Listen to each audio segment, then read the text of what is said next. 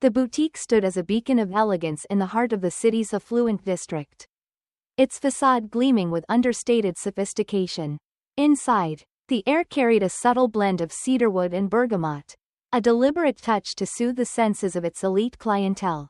Polished gold accents framed display cases that showcased diamond necklaces, bespoke watches, and limited edition handbags. Every detail spoke of exclusivity, from the soft lighting to the hushed tones of the staff, trained to anticipate desires before they were voiced. For Ethan Caldwell, the store's manager, this was his kingdom. Over the past decade, he had cultivated the boutique into a haven for the city's most discerning patrons.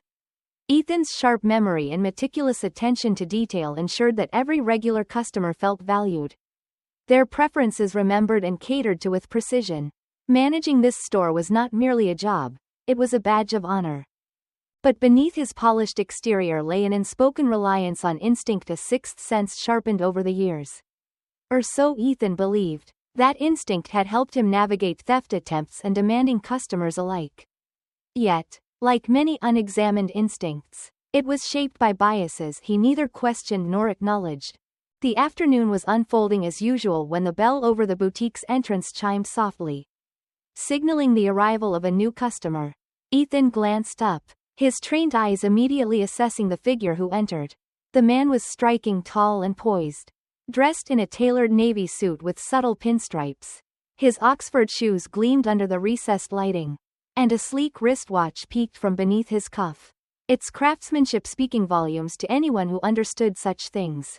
David Montgomery moved with quiet deliberation, his every step measured, his gaze lingering on the displays as though absorbing their contents with a scholar's precision. He did not greet the staff or nod to acknowledge the other patrons. He merely browsed, his focus singular and unbroken. Ethan observed from a distance, his instincts stirring. Something about the man's demeanor felt unusual, not wrong, exactly, but unsettling. Regular customers moved differently, they spoke with the staff, exuded a casual ease born of familiarity. This man, however, was too careful, too deliberate. Ethan's thoughts turned to the recent thefts that had plagued the boutique, each more cunning than the last. The security system was state-of-the-art, yet it hadn't deterred those determined to exploit the store's opulence. With each incident, Ethan's vigilance had sharpened to a fine edge, his sense of suspicion heightened. As David paused at the watch counter, Ethan decided it was time to intervene. Straightening his tie, he approached with the measured confidence of someone who believed he understood the world he inhabited. "Good afternoon," Ethan said, his voice courteous but edged with authority. "Can I help you with something?" David turned to him, his expression calm but unreadable. "No, thank you," he replied evenly. "I'm just browsing." Ethan nodded, though his unease deepened. "If you're not planning to make a purchase," he said, his tone firming, "I'll have to ask you to leave." The words hung in the air like an errant thread, unraveling the carefully woven fabric of the boutique's polished atmosphere. Conversations among the other patrons faltered, their eyes shifting subtly toward the exchange. David's brow furrowed, though his composure remained intact. "I'm not breaking any rules," he said quietly. "Why are you treating me this way?" The calm authority in David's voice unsettled Ethan, whose grip on the situation seemed to falter.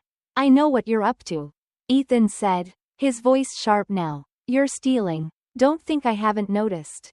The accusation landed heavily, silencing the room. David stood motionless for a moment, his gaze steady, his expression unreadable. Then, with deliberate calm, he reached into his pocket and retrieved his phone. "Send them in," he said curtly after tapping the screen. The boutique's glass doors opened moments later, admitting 3 impeccably dressed individuals. Their tailored suits and purposeful strides commanded immediate attention. One of them, a tall man with a leather portfolio in hand, approached Ethan directly. "Good afternoon," the man said, his tone polite but firm. "We're representatives of Montgomery Holdings, the company that recently acquired this store." He gestured toward David. "This gentleman is Mr. David Montgomery, your new employer." Ethan felt the weight of the words before they fully registered. His throat tightened, his thoughts scattering like shards of broken glass. The man he had just accused of theft, the man he had judged without cause, was the owner of the very store he had devoted his career to managing. In the stunned silence that followed, Ethan could feel the gazes of his staff, the curiosity of the patrons, and the steady presence of David Montgomery, who had not raised his voice, not sought retribution, but had, in a single moment, turned the narrative on its head. The confrontation was over, but its impact had only begun to unfold. The office was a stark contrast to the boutique's warm opulence. Here, the decor leaned toward minimalist sophistication. Floor-to-ceiling windows bathed the room in natural light, and a polished ebony desk stood unadorned except for a single leather notebook and a sleek pen. Ethan Caldwell sat stiffly in one of the low chairs facing the desk, his palms damp against the armrests. The grandeur of the space only amplified his discomfort. Across from him, David Montgomery sat with the same quiet authority that had unnerved Ethan earlier. His gaze, calm but unyielding, rested on Ethan without a hint of malice. That, perhaps, was the most disarming thing of all. For a moment, neither spoke. The silence was not hostile, but it carried weight, an unspoken acknowledgement of the imbalance that had been laid bare. Ethan wanted to fill it with words. An apology, an explanation, anything to dissolve the knot of shame tightening in his chest. But David spoke first. "Do you know what it feels like?"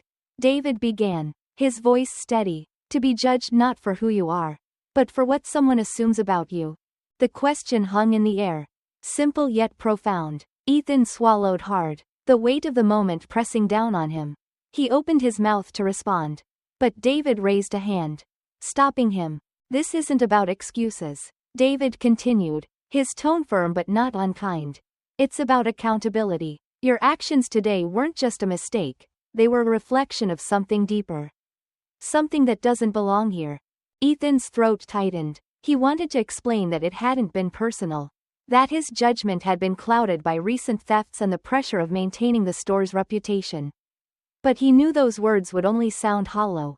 I didn't mean," Ethan began, his voice faltering. David leaned back slightly, his gaze never wavering. "Intent doesn't erase impact," he said. "You may not have meant harm, but harm was done, and not just to me.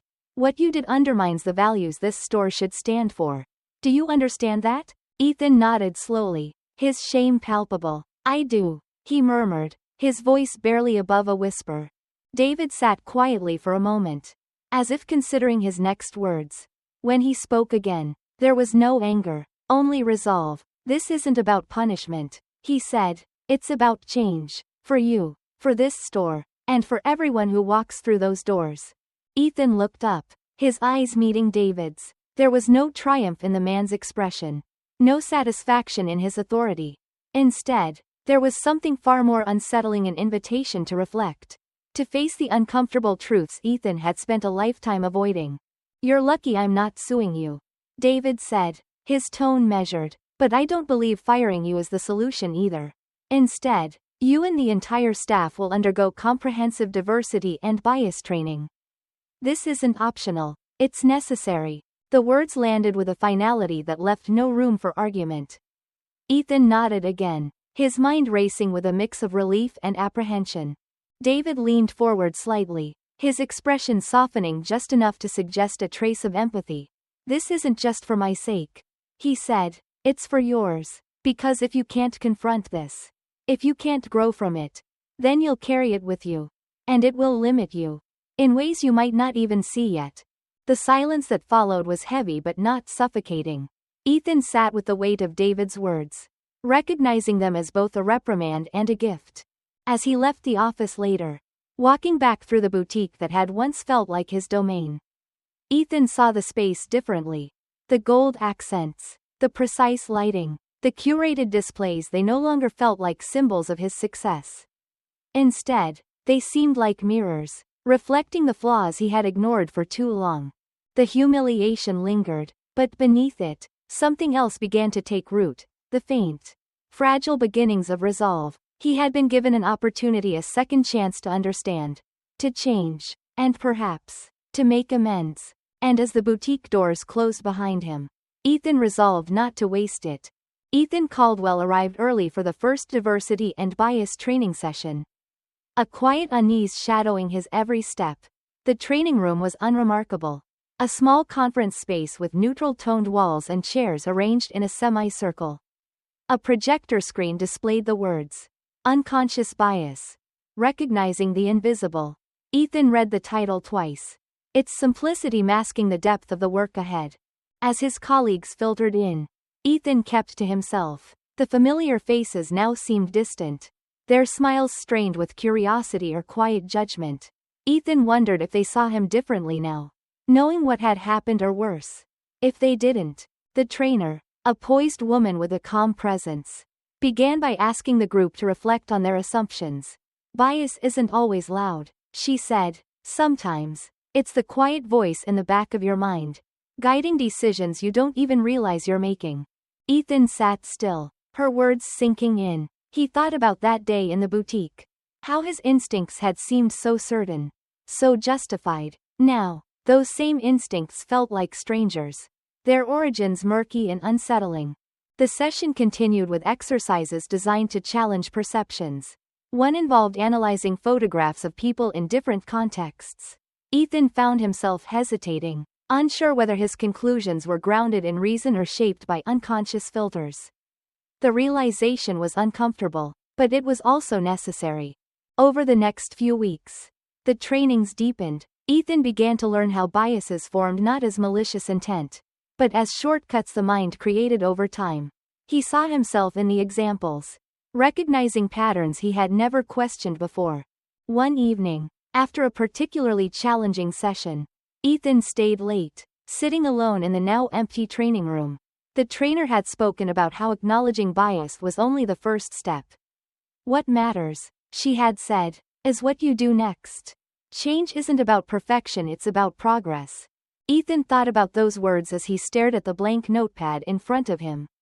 Progress. The word felt both daunting and hopeful. He picked up a pen and began to write. Not about what he had done wrong, but about what he could do better. Back at the boutique, changes began to take shape under David Montgomery's leadership. New hiring practices brought in employees from diverse backgrounds, and team meetings included discussions on inclusivity. Policies were revised to ensure every customer was treated with respect, regardless of their appearance. Ethan embraced these changes, not out of obligation, but because he began to see their importance. He became an active participant in the store's transformation, volunteering to lead discussions on what they were learning in training. He even shared his own story, not in detail, but enough to acknowledge his mistakes and the lessons they had taught him. His colleagues, initially skeptical, began to see a shift in Ethan. He no longer moved through the store with the rigid confidence of someone who believed he was always right. Instead, there was a quiet humility in the way he approached his work, an openness that had been absent before. Customers noticed too. The boutique's atmosphere began to change, its exclusivity giving way to something more welcoming. Regulars returned, but so did new faces, people who had once walked by, unsure if they belonged. For Ethan, the change was both professional and personal. Outside of work, he found himself questioning assumptions he had long taken for granted. He read books on history and culture, sought conversations that challenged his perspective, and listened more than he spoke. One day, during a quiet moment in the store, Ethan overheard a customer complimenting the boutique to David Montgomery. "This place feels different," the customer said. "It's not just the luxury, it's the way people are treated here. You can feel it." David's response was simple, but it stayed with Ethan long after. "That's the real value we aim to provide," he said. "Respect is a luxury everyone deserves."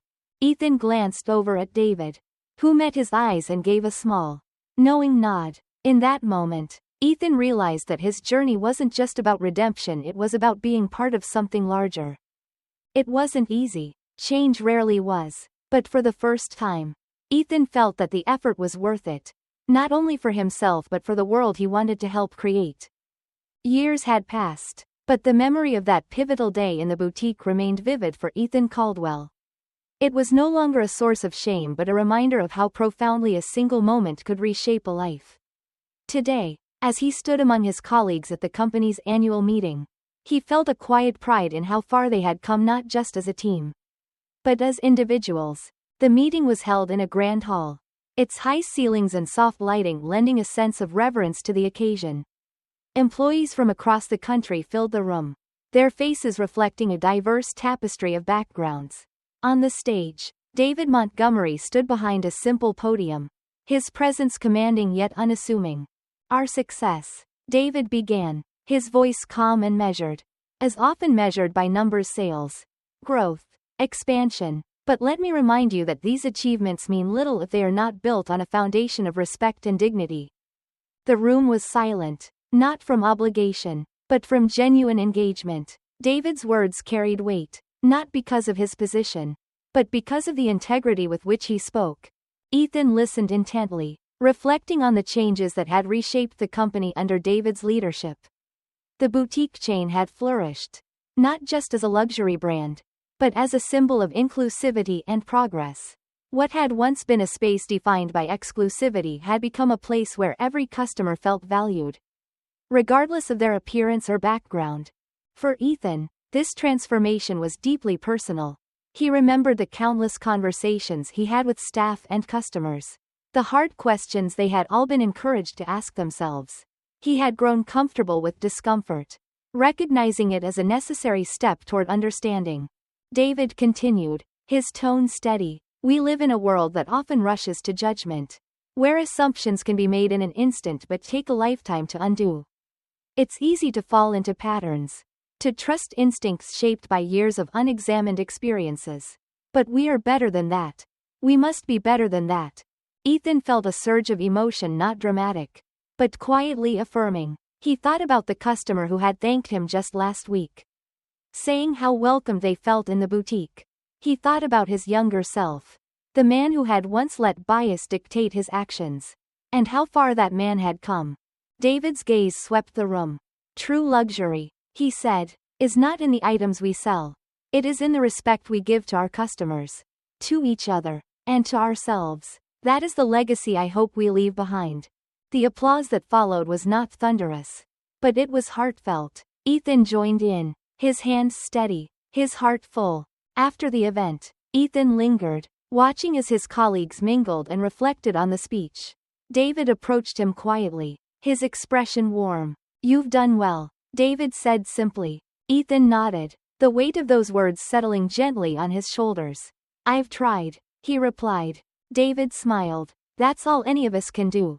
As David moved on, Ethan remained for a moment, looking around the room. He saw new employees, younger faces filled with potential, and older ones, like his own, marked by experience and change.